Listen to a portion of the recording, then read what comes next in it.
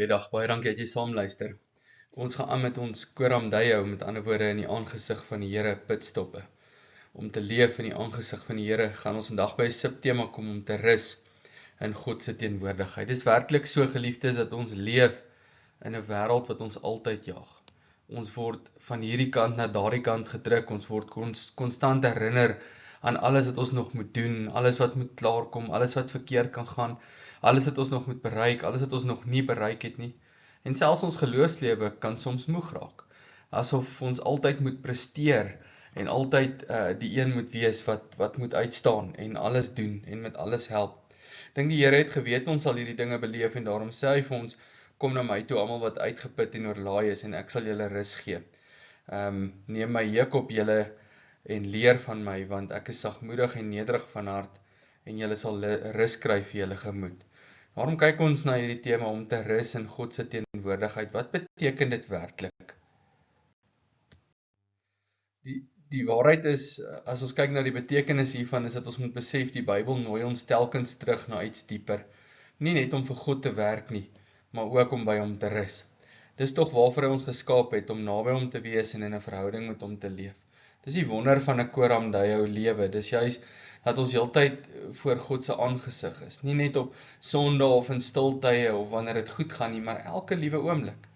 En die God voor wie ons leef is nie net heilig en almagtig nie. Hy is ook 'n Vader wat liefdevol is en wie se liefde onbegrens vir sy kinders is. En hy roep ons nader om by hom te rus. Verskoon my, om in hom ons rus te vind. As 'n Vader gee dit vir ons en maak hy dit ook vir ons moontlik. Daarom sê die Here vir ons in Matteus 11, die woorde wat ons gelees het, kom na my toe, almal wat vermoeid en belas is. As jy voel, die lewe is net so bietjie baie, dinge is net so bietjie vinnig, of jy het net so 1 keer of 2 keer te veel nie reg gekry wat jy wou nie, dan moet jy hierdie woorde altyd onthou. Trouwens, selfs wanneer dit goed gaan en maklik gaan, om naby die Here te wees, kom na my toe. Verskoon my, almal wat vermoeid en belas is. Jesus sê nie eers kom werk harder nie, hy sê kom na my toe, kom rus by my. En ware rus begin nie by minder verantwoordelikheid nie, maar by nader aan die Here Jesus Christus leef. Dis 'n baie belangrike maatstaf en reël wat jy moet leer ken.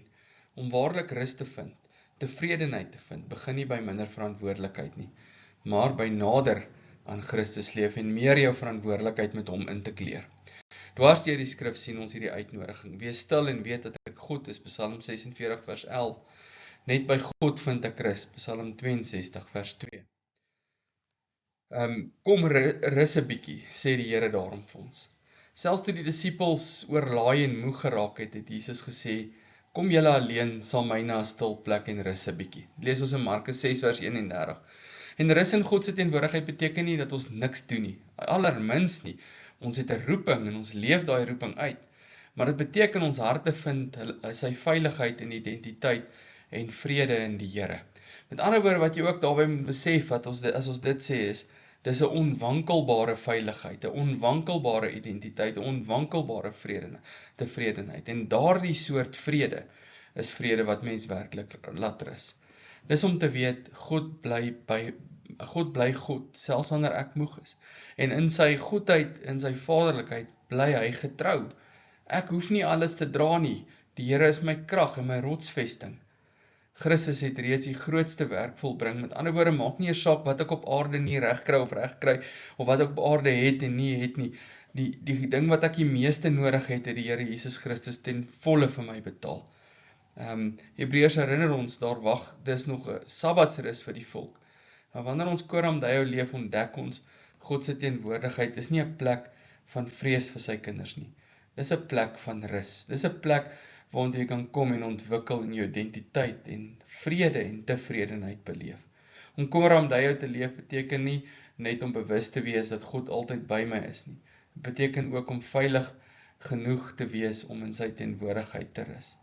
Want die God voor wie ons leef, is ook die God wat ons dra, elke oomblik. Kom ons bid saam. Here, dankie dat ons hierdie lewe saam met U kan doen, dat ons in U teenwoordigheid hierdie soort vredesrus kan vind. En help ons, Here, om naby U te leef. Help ons om in totaliteit ons identiteit, ons vrede, ons rus, alles in U te vind.